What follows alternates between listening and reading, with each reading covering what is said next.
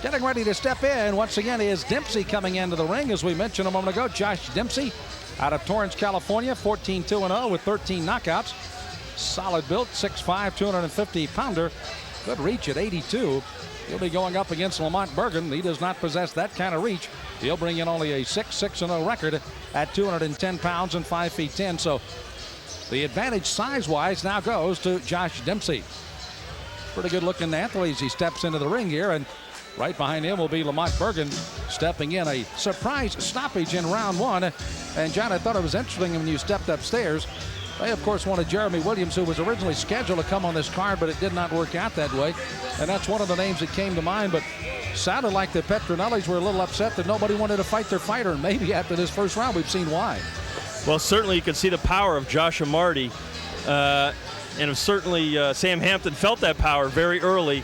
Not a good defensive fighter, and he certainly was exploited tonight in that area. Jeremy Williams would have his hands full, I think. Well, you take a good look at Lamont Burgin out of Forest City, North Carolina. He's up in the ring. And we're just about ready for the introduction of the two fighters, Dempsey and Burgin. Let's go back upstairs to Chuck Matheson for the introductions. Ladies and gentlemen, our next bout features 6 rounds of boxing in the heavyweight division. When the bell rings, referee Daryl Van Noot will be in charge of the action. Introducing first, fighting out of the red corner, wearing the black trunks with the green trim, and weighing in at 250 pounds. His professional record, 14 wins, 2 losses, 13 of those wins by way of knockout. From Torrance, California, please welcome Josh Dempsey.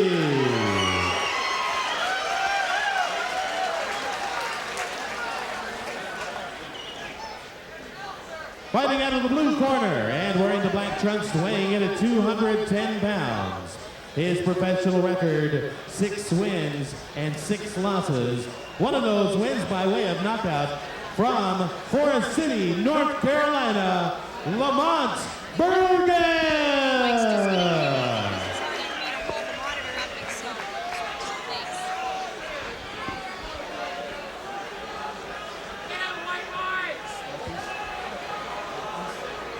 I'm giving your instructions earlier. I expect you to listen to my commands. When I tell you to break, stop punching, take 1 step back, okay? Any questions? Any questions? Questions? Let's do it. Daryl Van Noot, our third man in the ring, as they get ready for action here as they come to the sideline. Mike Bevan, you saw working in the corner of Lamont Burgin, just trying to get him pumped up and ready to go. On the other side, Josh Dempsey will be worked on by Randy Shields, a well-known name in boxing himself. Will be in the corner, but this is Burgin getting ready to make the answer. Let's go upstairs as we get ready for round number 1. Dempsey coming out. Both fighters, of course, wearing solid black. We'll, of course, allude to the fact that Dempsey is the taller of the two fighters, and you can see him coming out trying to stick that good straight left jab early. Problems with a shorter fighter against a taller fighter, no secret. He's got to get underneath and got caught with the right hand trying to get in there. Now Burgin could maybe use that Customato peekaboo style to try to weave and bob his way in, because he's going to have a tough time with that size advantage by Josh Dempsey. In case you're wondering if Dempsey's is related to the old Manasseh Mauler, Jack Dempsey. That's not Josh's real last name. It's Gormley. Okay. I'm glad you cleared that up for me there. I thought we had a real story in the making here. Dempsey, of course, was born in Inglewood, California, now lives in Redondo Beach in California. Trains out of Torrance, all right there in the LA area, at least before it washes out to sea. And Burgin, as I made mention, from North Carolina.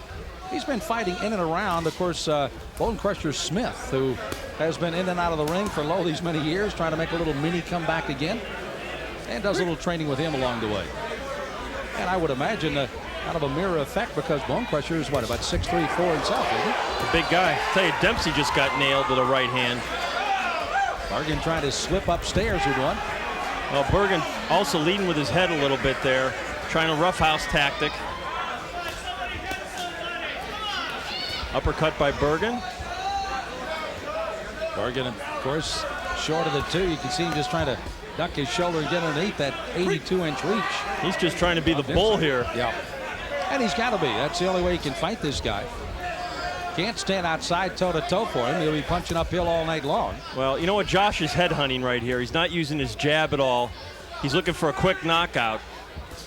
He should be setting up his punches just a little bit better, and he wouldn't be running into some of that stuff. Burgin does throw a pretty good right hand, and he caught Dempsey twice with it in this round.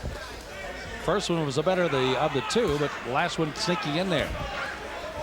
Interesting defensive glove holding there by Burgin. Kind of just cups it under his chin. Dwight Muhammad Qawi used to do that a little bit. Sure did. 30 seconds left to go in round one. They're set for 6 rounds on the explosion tonight. Dempsey, the younger of the two, at 23, while Burgin is at 29. Dempsey certainly at that size and the depth of his boxing right now at 14-2 would have to be called a prospect at best right now. But's got some good speed. Hopefully he has some good power, at least he hopes so, against Burgin.